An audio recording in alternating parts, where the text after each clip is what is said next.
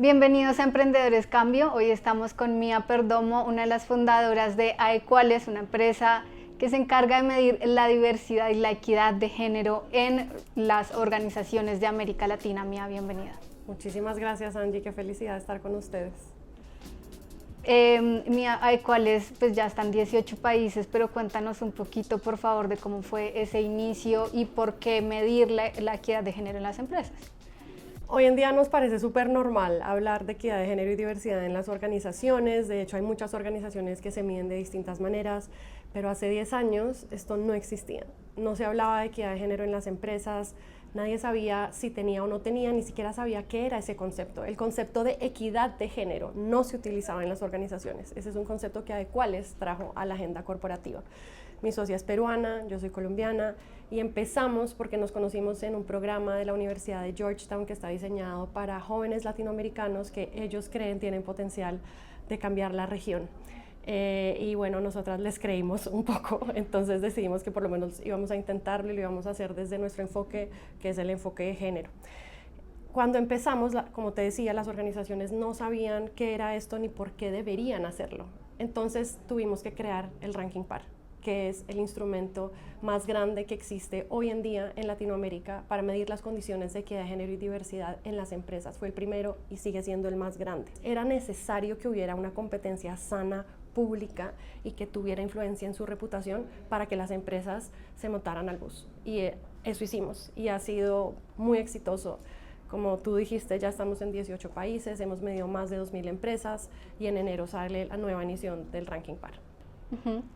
Bueno, ¿cómo fue tocar esas primeras puertas de empresas? ¿Cómo llegaron a decirles, hola, nosotras podemos introducir la equidad de género en sus empresas y además hacer un ranking? Muy difícil, fue muy difícil. Antes de que el ranking existiera, había dos barreras. La primera es, uno, ¿qué es la equidad de género? Y dos, ¿yo por qué debería pagar por eso? Porque Aequales es una empresa. Y en esta entrevista también es sobre, entiendo, el negocio que tiene Aequales.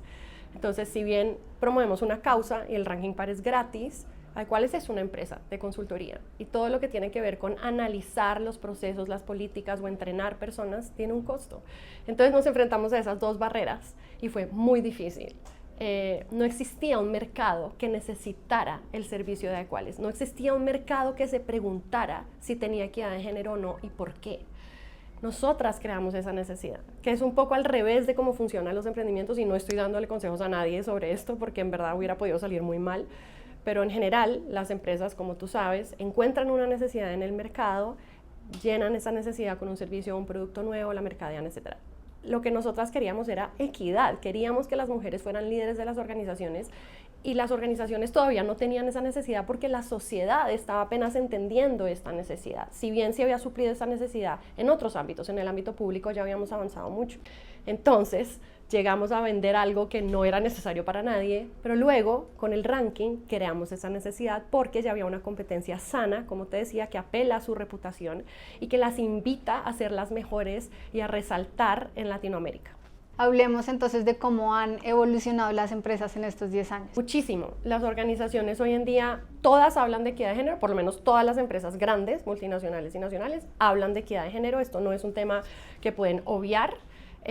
Utilizan distintos términos, ¿no? Algunas dicen liderazgo femenino, algunas dicen empoderamiento, pero al final lo que nosotras entendemos es que quieren que los números las respalden, es decir, que tengan por lo menos una estructura más paritaria, donde hay más mujeres equivalente al número de hombres, pero también que estén ascendiendo y que estén llegando a posiciones de liderazgo. Entonces, en ese sentido, las empresas han avanzado muchísimo. Y lo bonito es que el Ranking Par es un instrumento pedagógico. Entonces, no es solo una competencia, sino que cada vez que las empresas participan, aprenden algo nuevo sobre equidad de género y hoy en día sobre diversidad. Y las empresas siempre mejoran su puntaje, solo por haber participado, solo porque ya saben qué significa, qué políticas tengo que tener, qué procesos tengo que tener.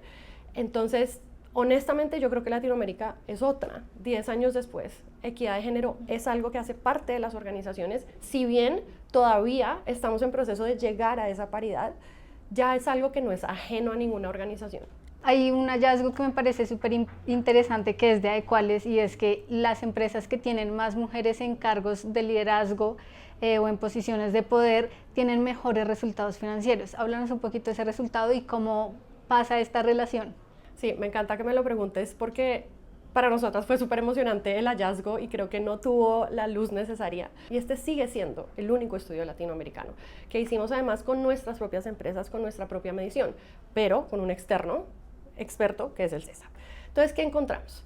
Que las organizaciones que cumplían con todas las características del ranking PAR, el ranking PAR tiene 80 preguntas, es difícil, es extenso, eran organizaciones que eran un 25% más rentables en su ROA y no era una correlación.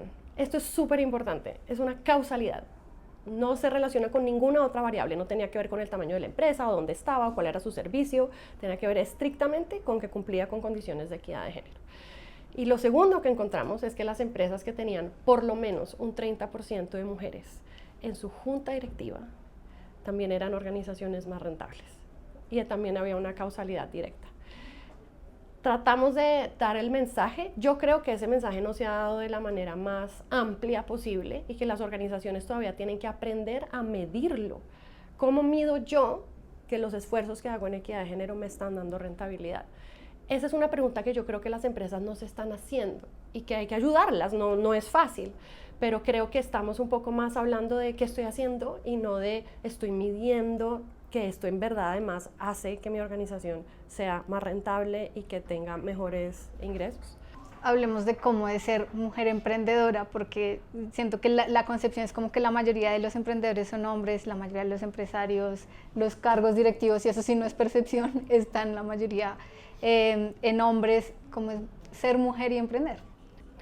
Yo creo que yo tengo mucha suerte de ser colombiana, porque creo que en este país eso no es una anormalidad. Y dos, como yo soy feminista, nunca se han desligado las dos cosas. Como yo soy emprendedora porque traía la causa al ámbito corporativo y mi socia hizo lo propio en Perú. Entonces yo siento que como esas dos cosas siempre han confluido, el debate nunca ha sido por qué soy mujer emprendedora, sino cómo es que una feminista hace plata de feminismo. Ese es el debate. Porque yo no soy una emprendedora de un producto o servicio común. Esa es la diferencia. Hay muchas emprendedoras que además son mucho mejores emprendedoras que yo seguramente, que han tenido sus propias luchas, haciendo fundraising, hablándole a inversionistas que las menosprecien, que las sexualicen. Nosotras ha sido más como cómo es que una causa social se hace rentable y porque eso está bien. Porque está bien que haya empresas sociales que además de cumplir con un impacto social, produzcan plata y le paguen bien a sus empleados y a sus fundadoras.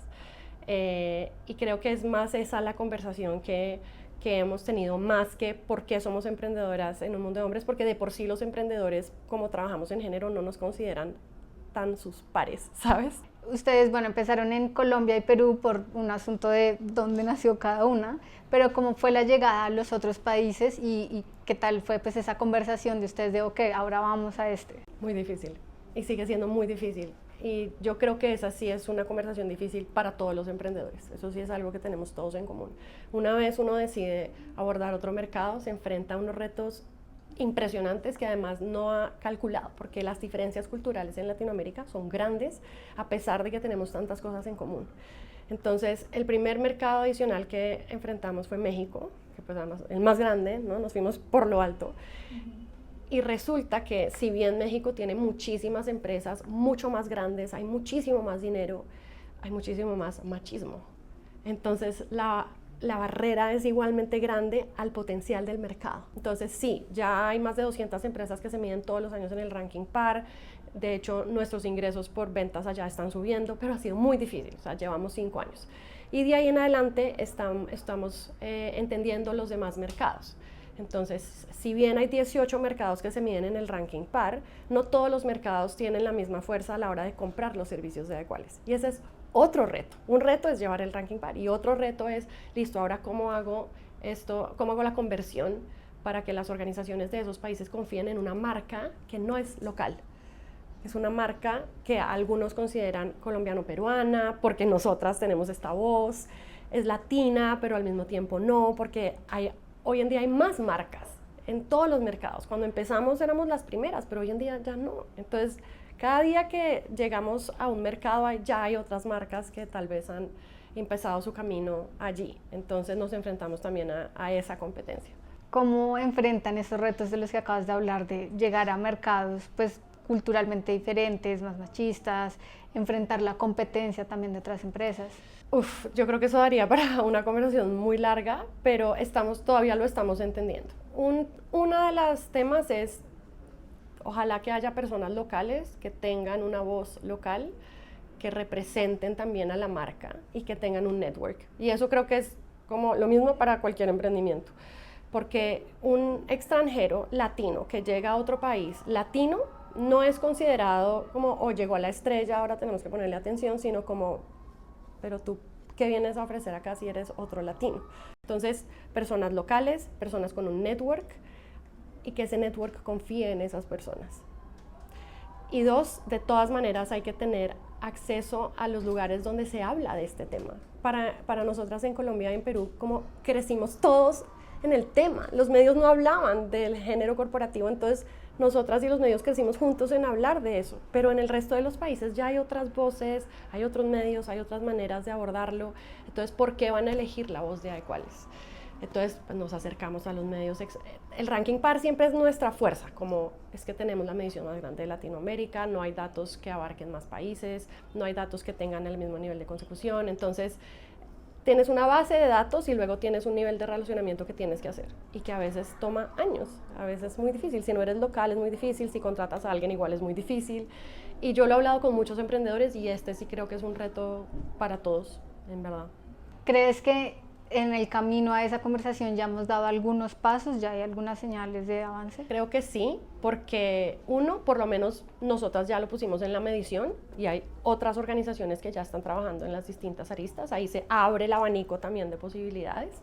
Entonces las empresas por lo menos ya leen y dicen, o sea, ya desde hace 2 o 3 años, por lo menos en el ranking ya están diciendo, wow, yo no había pensado cuántas personas afrodescendientes hay, si están ascendiendo y si no están ascendiendo, ¿por qué? Entonces, por un lado eso. Y creo también que hay más voces de esas mismas identidades que están siendo más reconocidas. Entonces, cómo las mujeres afro están empezando a tener su propia voz. En los lugares de liderazgo, pocos donde están. Cómo las personas con discapacidad o personas que tienen familia con discapacidad ya están empezando a tener esa voz. Pero sí está pasando, como ya Adecuales hace servicios en neurodivergencia, por ejemplo, que es un ámbito específico de la discapacidad y que a veces entra o no entra en esa casilla.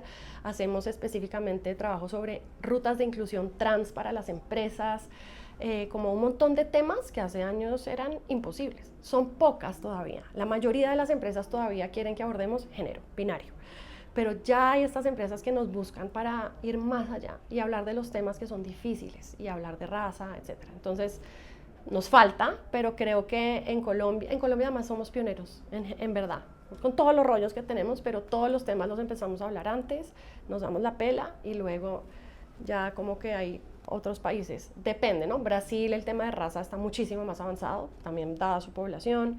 Pero en general en Colombia yo siento que hay espacio, o sea, yo no me siento amenazada de hablar de estos temas en ningún espacio y en México me cuido más, por ejemplo, o sea, sí hay en Chile, entonces sí siento que Colombia es un buen lugar para empezar a tener esta conversación. ¿Para dónde crees que va Latinoamérica en temas de equidad de género? En temas de equidad de género yo creo que va, de hecho, yo no estoy, bueno, todavía tenemos problemas de violencia de género infinitos y eso sigue ocurriendo y eso no se desliga de la equidad de género corporativa, ¿no? Todo está ahí vinculado, hay violencias de género en el ámbito corporativo, por supuesto. Entonces ahí creo que nos falta mucho, pero creo que ya hay luz, como están ustedes y está todo el mundo mirando. Hay luz de cómo lo vas a hacer, qué vas a hacer, tienes protocolos, cómo estás manejando este tema, cómo estás contratando y hay voces que pueden decir que las cosas no están bien y que cuidado con eso.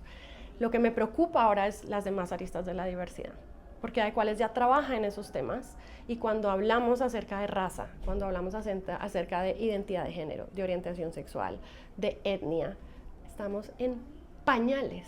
Entonces nos hacemos nuevas preguntas. ¿Cuál es la diferencia entre ser una mujer negra y ser una mujer mestiza o blanca? ¿Cuál es la diferencia entre ser una mujer lesbiana y ser una mujer heterosexual? ¿Cuál es la diferencia entre ser una mujer trans y ser una mujer cis? ¿Cuál es la diferencia entre ser una mujer con un nivel socioeconómico más bajo? Que el clasismo también está ahí entrelazado en todo. Esas preguntas no nos las hemos hecho y nos da miedo. De hecho, hablar de clasismo es como, está en todas partes, pero nadie habla de eso. Y la clase se relaciona con el género también, como todas las demás aristas. Entonces, yo creo que la conversación dura que se tiene que hacer Colombia en los próximos 5 o 10 años es raza y es clase, porque además ambas están mezcladas. Y es que empecemos a aceptar que hemos normalizado un montón de discriminaciones que han impedido que las personas tengan igualdad de oportunidades. Y que si bien las mujeres ya estamos llegando a posiciones de liderazgo, somos todas mujeres blancas mestizas. Y eso no está bien. Un consejo para las empresarias o los empresarios que quieren empezar a incluir temas de equidad de género en su organización. Bueno, me encanta y creo que lo deben hacer desde el principio, porque muchas veces es, no, Mía, pero es que ahorita somos 3, 4 personas, no tenemos nadie de recursos humanos, ¿cómo qué vamos a hacer? Empieza a hacer preguntas que son importantes. ¿Por qué estás contratando a las 3 primeras personas de la empresa y por qué todos son hombres? No, es que el amigo, el otro amigo. Ojo, que eso se va a replicar ad infinitum. Luego tienes que contratar desarrolladores, luego tienes que contratar mercadeo y esa es la tendencia que vas a generar. 2, porque estoy contratando gente igual a mí. Cuando tú eres un hombre heterosexual, blanco o mestizo, sueles contratar personas iguales a ti. Entonces es como la diferencia va a aportar a la mesa de discusión y va a generar innovación que va a permitir que mi empresa sea más exitosa desde el principio, ¿no? Luego vemos cómo arreglamos el tema de género, no, sí. O sea, eso es mucho más difícil más adelante. Y el tema de diversidad, cómo encuentro personas que son muy distintas a mí desde el inicio. Eso no es fácil, ¿no? O sea, yo no estoy diciendo que hay nada cual es súper fácil, pero creo que son las preguntas que hay que hacerse. Y también entender cómo estamos pagándole a la gente, porque estamos pensando que hay trabajos que valen más que otros, normal. Pero ¿qué pasa si esos trabajos que valen menos generalmente son feminizados? Entonces ahí otra vez estamos incurriendo sin darnos cuenta en la perpetuación de estereotipos de género y entonces las mujeres siguen ganando menos y así sucesivamente. Pero ¿qué pasa si pensamos en ese rol como un rol masculino? Hagámonos la pregunta, ¿qué pasa si ese rol lo hiciera la persona del género opuesto? ¿Debería ganarse más plata? ¿O cómo estamos entendiendo los trabajos en las empresas y lo que valen? Porque tradicionalmente los han hecho hombres o mujeres. Bueno, y que se midan en el ranking par, obviamente, que es la herramienta para que empiecen a entender cómo están. De hecho, ahí en eso de los salarios, hay estadísticas en el DANE, que es la entidad estadística en el caso de Colombia, que muestran que sí hay actividades que cuando las hace el hombre las pagan mejor, por ejemplo, enfermeras o... De hecho, y esto es súper triste, cada vez que las mujeres empiezan a acaparar, por decirlo de alguna manera, o a poblar una profesión, esa profesión vale menos. El mejor ejemplo es la medicina. Ahora hay muchísimas mujeres médicas y en general esa profesión hoy en día es menos paga. Por 1000 razones, sí, pero cada vez que una mujer incursiona en un área o en una profesión, esa profesión vale menos, porque ahora es una profesión feminizada. Pero el valor perceptual, ¿cómo se dice? Percibido, es distinto. Y todo el mercado empieza a funcionar alrededor de eso. Y todo lo que sean tareas de cuidado valen menos. Y la médica hace tareas de cuidado. Antes era, wow, el médico, pero hoy en día es una tarea de cuidado. Si lo hace una mujer es una tarea de cuidado, entonces vale menos. Bueno, y la última pregunta, dale un consejo a la Mía de hace 10 años. Uy, qué fuerte. Yo le diría que no todo depende de ella y que hay muchísimas otras mujeres feministas haciendo las cosas muy bien y que no es su responsabilidad cambiar el mundo corporativo para todas las mujeres.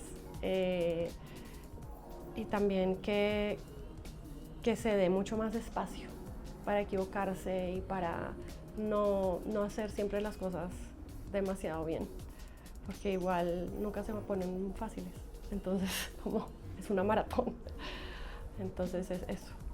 Bueno, Mía, pues muchísimas gracias por acompañarnos en Emprendedores Cambio, muchas gracias también a toda nuestra audiencia por acompañarnos en un capítulo más.